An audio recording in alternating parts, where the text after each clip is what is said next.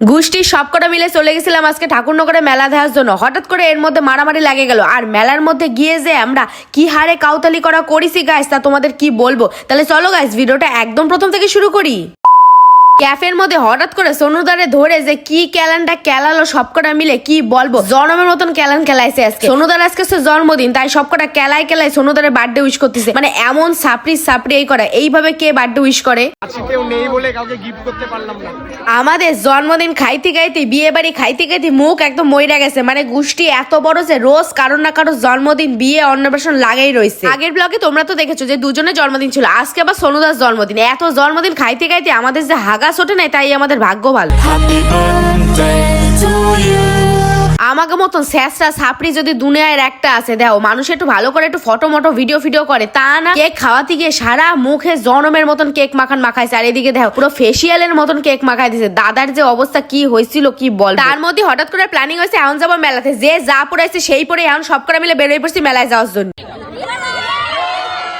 পুরো 14 গোষ্ঠী মিলে আজকে চলে আসছি মেলায় কাউতালি করার জন্য। দেখতেছো কত গোষ্ঠী, যত লোক ছিল সব কটা মিলে চলে আসছে আজকে মেলায় কাউতালি করতে। মেলার মধ্যে ঢুকতে না ঢুকতেই শুরু হয়ে গেছে এদের বদমাশি করা। আর আমার বরটা যে কি বদমাশের বদমাশ কি বল, দেখলি মনে হবে কি আমার বরটা ভাজা মাছটা উল্টে খেতে পারে না, কিন্তু এমন বদমাশের বদমাশ কি বলবো।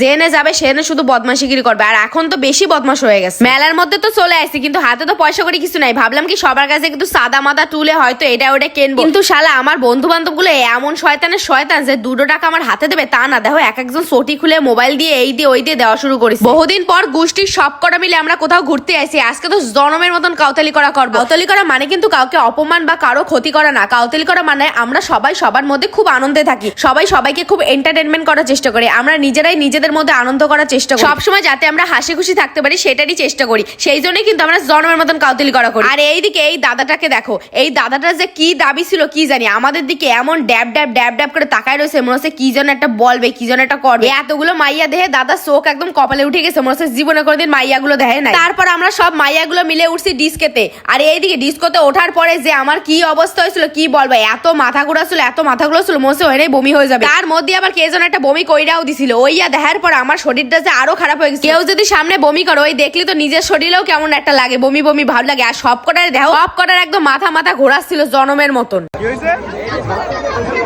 এত ঘোরান ঘুরছি যে ঘুরতে এখন পাইছে জনমের মতন খিদা, তাই চলে আসছিলাম একটা ফুচকার দোকানে।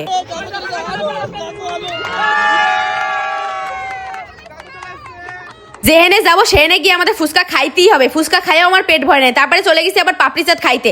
এত কিছু খাইও আমার পেট ভরতেছে না। তারপরে দেখি ঈশা আবার এদিকে আইসক্রিম খাচ্ছে। তারপর দৌড় দিয়ে চলে গেছি ওর কাছে একটু আইসক্রিম খাওয়ার জন্য, কিন্তু মালটা এত কুটনি যে এক ফোঁটা আইসক্রিম দেয়নি। তারপরে আমি জনমের মতন কামড় দিয়ে আর্ধেক আইসক্রিমই পুরো খাই নিছি। আমরা কোথাও ঘুরতে গেলে যে এত ফটো ভিডিও করি যে কি বলবো, পাশের লোকজন পুরো বিরক্তি হয়ে যায়।